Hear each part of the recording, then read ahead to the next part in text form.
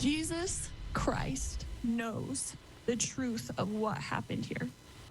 It was a strange Sunday school lesson. Vallow Daybell sentenced to life in prison for killing her children. An Idaho judge making that decision at the sentencing hearing today. This comes after Daybell was found guilty on all 6 charges that she was facing, including murdering her 2 children and her husband's ex-wife, or her husband Chad's ex-wife. A lot to keep straight in this case. Daniel Woodruff has been outside the courthouse all day long, even there early this morning, and joins us live. Daniel.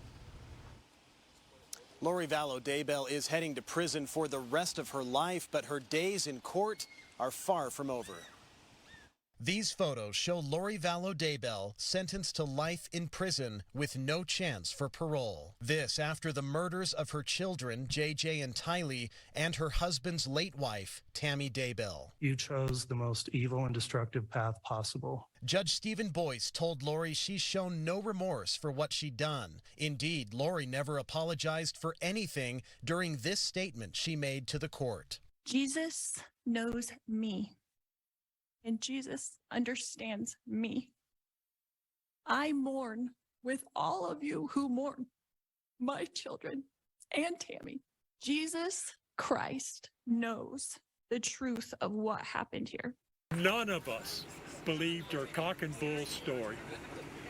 That was pathetic. Family members say the sentence was what they hoped for. We'll never have JJ, we'll never have Tylee back again, or Tammy's family won't have her back, but this is the closest thing we can get to satisfaction. They also say they're ready to move on. We are done with Lori. She is no more to us.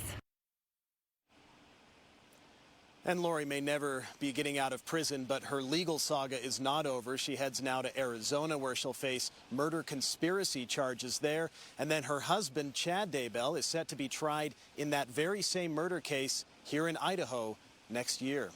Back to you. So, Daniel, you listen into everything happening in court today. And for people who didn't get to hear, Vallow Daybell spoke for almost 10 minutes. It was bizarre. The judge's reaction, though, it seems to me that he was not impressed with the words she said. Yeah, you heard a little bit of it in the story that we just aired there, but Lori essentially went on a long religious screed and said that she has connections to heaven and the spirit world, that she's been visited by her deceased children and by Tammy Daybell, whom she called an eternal friend, and she said that Jesus Christ knows exactly what happened here. And the judge was pretty quick after getting through the legalese to tell Lori that he believed she had shown no remorse, and he said he believes that she's still down that same religious rabbit hole that ultimately led to the commission of these crimes several years ago. And Daniel, you have been covering this story real extensively. I know that you've spoken with some of the family members at every step of the way.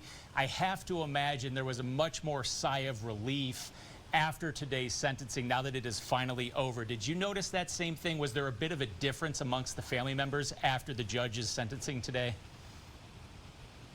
I definitely did, Jim. This did feel more final, recognizing certainly that there is more to come in Arizona and then with Chad Daybell next year. But it seemed the family was able to breathe a sigh of relief that they haven't been able to do yet, and that is knowing that she cannot get out of prison ever again, no matter what else happens in Arizona, no matter what else happens with her husband, Chad. Her sentence is life in prison without the possibility of parole.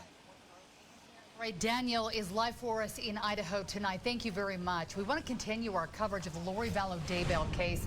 It certainly has been taxing and heavy on so many people. Yeah, it absolutely has. And to help us do that, provide a little bit more context, criminal defense attorney Sky Lazaro joining us now. So you've been following this case. Your big takeaway after the sentencing today? I'm not surprised by the judge's ultimate sentence in this case. I think we somewhat suspected there'd at least be a few counts that were run consecutive to each other given the number of victims. So from sentencing perspective, not surprising. Her statement was somewhat surprising, but you know, given the way she's engaged in this case throughout, I think everybody kind of knew underlying there were some issues there. You ever seen anything like that, a statement like that? from a defendant after I have. sentencing? Yes. Yeah, okay.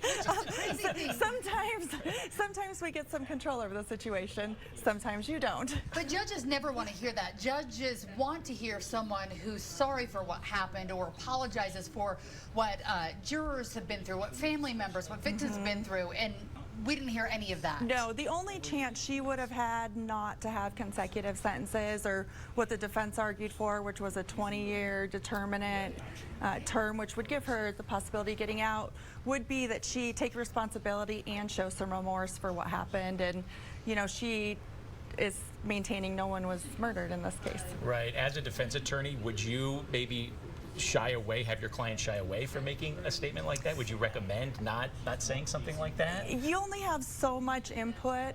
There are certain decisions that defendants get to make on their own, and being heard at sentencing is one of them. And so, you know, to the extent we can, we try to, you know, help them through how that statement should look, but we want it to be their words so that it's sincere. So it's, you know, it's a little bit of a different dynamic situation.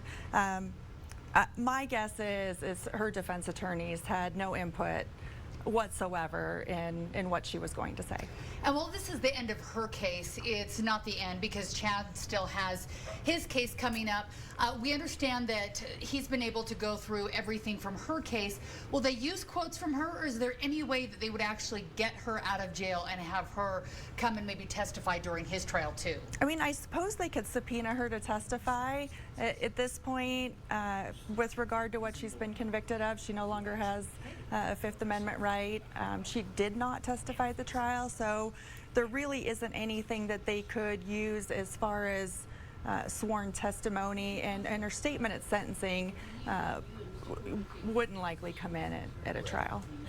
Okay, Sky Lazaro, thanks so much for helping us put a little bit more context around this now that we know what the sentencing is. Appreciate it. Thank you for having me. Okay.